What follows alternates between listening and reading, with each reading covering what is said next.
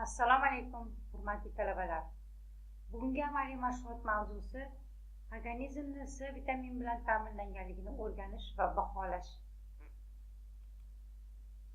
O'quv mashg'ulotimiz maqsadi inson organizmi uchun zarur bo'lgan oziq moddalari, ya'ni vitaminlar haqida ma'lumot berish, organizmni vitaminlar bilan ta'minlanganligini gigiyenik tekshirish va baholash usullarini o'rgatish.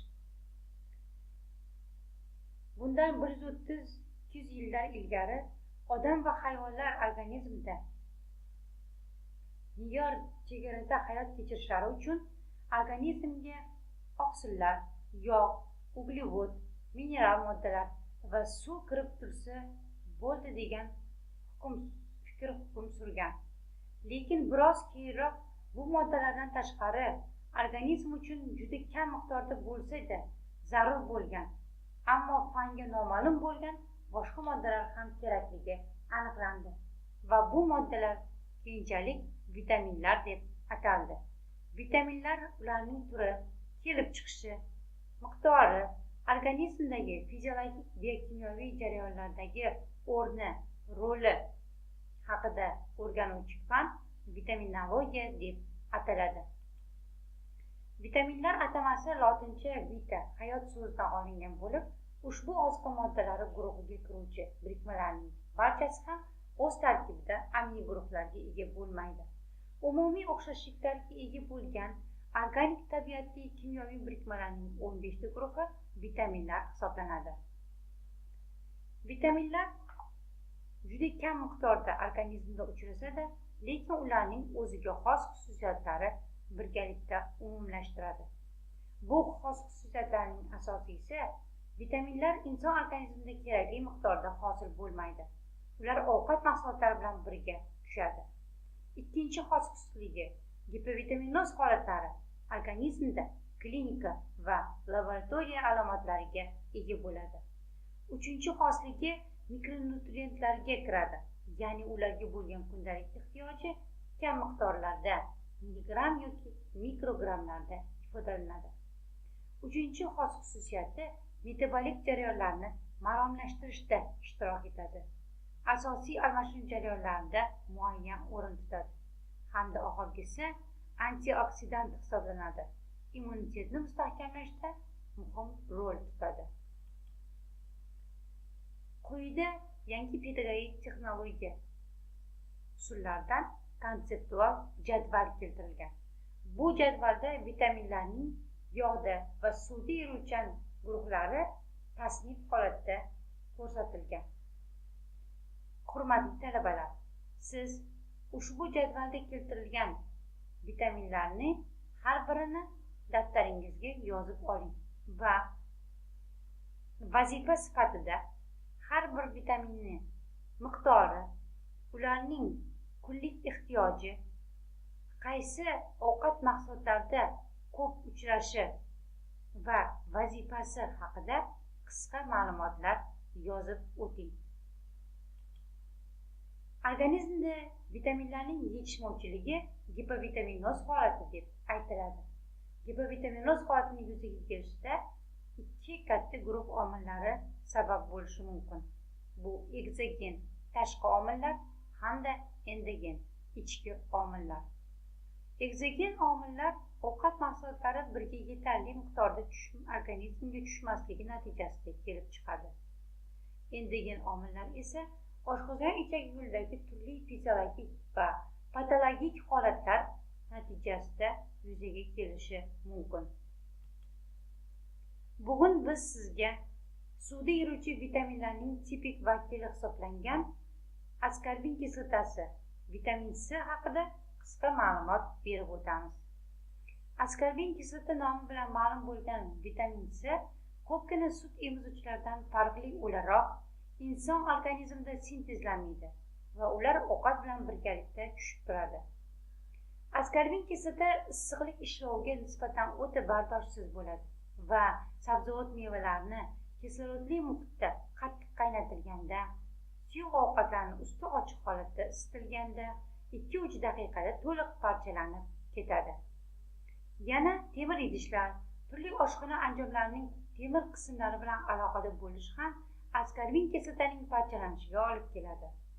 Oziq-ovqat mahsulotlarini tez muzlatilganda ulardagi C vitamin miqdori pasaytirmaydi, ammo uni keyinchalik tayyor taomdagi miqdori defrostatsiya va keyingi pazandalik ishlovlariga bog'liq bo'ladi.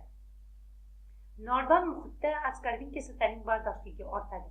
Shu sababli ham bizga ma'lumki, pH past bo'lgan mahsulotlar, deylik sitrus mevalari, ularning sharbatlarida limon, apelsin, kivi, ananas kabi mevalarda O'zbekistonda yetishtiriladigan ko'katlar tarkibida C vitamini uzoq vaqtgacha saqlanadi. Olma, kartoshka, karam va boshqa shunga o'xshash sabzavot mevalarni saqlashda C vitaminining sezilarli parchalanishi yuz beradi va 4-5 oy saqlangandan so'ng ushbu mahsulotlardagi C vitamin miqdori 60-80% ga pasayadi. Askorbin kislota ovqat bilan haqiqiy tushishini hisoblaganimizda, uning pazandalik ishlovidan so'nggi yo'qolishi 50% deb hisoblangan. Eslab qoling, organizm uchun vitamin C ning kunlik ehtiyoji katta yoshdagi organizm uchun 70-80 mg ga teng. Bugun biz mashg'ulotning amaliy qismida vitamin C ni organizmda yetarli ta'minlanganligini gigiyenik o'rganish usullarini ko'rib o'tamiz. Birinchisi hisoblash usuli, ya'ni fanimizning birinchi mashg'ulotida ko'rib o'tgan kunlik taomnomani tuzish va uni baholashda keltirilgan mahsulotlarda vitamin C ni miqdorini hisoblab topish va kerakli tavsiyalarni berish. Ikkinchi usul peshob tarkibida vitamin C miqdorini titrlash reaksiyasi orqali aniqlash.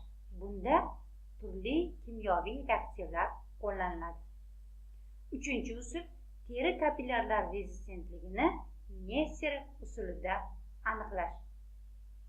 Bu usullarni o'tkazishda hech qanday terida jarohatlar yuzaga kelmaydi.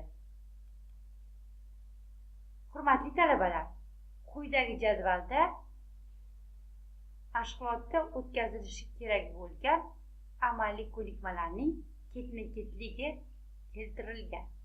Siz bu jadvaldagi ketma-ketlikni daftaringizga ko'chirib yozing. Birinchisi, peshobda C vitamin miqdorini aniqlash. Ikkinchisi, teri kapillyarlar rezistentligini aniqlash. Bu Nesterov usuli deyiladi. Uchinchi usul esa sizga yuqorida aytib o'tilgan taomnoma tarkibida mahsulotlardagi C vitamin miqdorini hisoblab topish. Demak, hurmatli talabalar, bugungi mavzuda biz sizga vitaminlar, ularning ahamiyati, turlari, inson organizmida C vitamini haqida, uning organizmdagi roli, vitaminlar bilan ta'minlanganligini aniqlash usullari haqida ma'lumot berdik. Hurmatli talabalar, quyida nazorat savollari keltirib o'tilgan. Siz ushbu nazorat savollarini daftaringizga yozib, har biriga qisqa, aniq javoblar keltirib o'ting.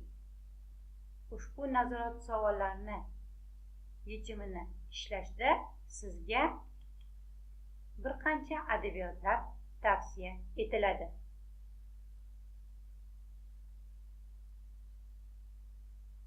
Keyingi mashg'ulotlarda ko'rishguncha, xayr, e'tiboringiz uchun rahmat.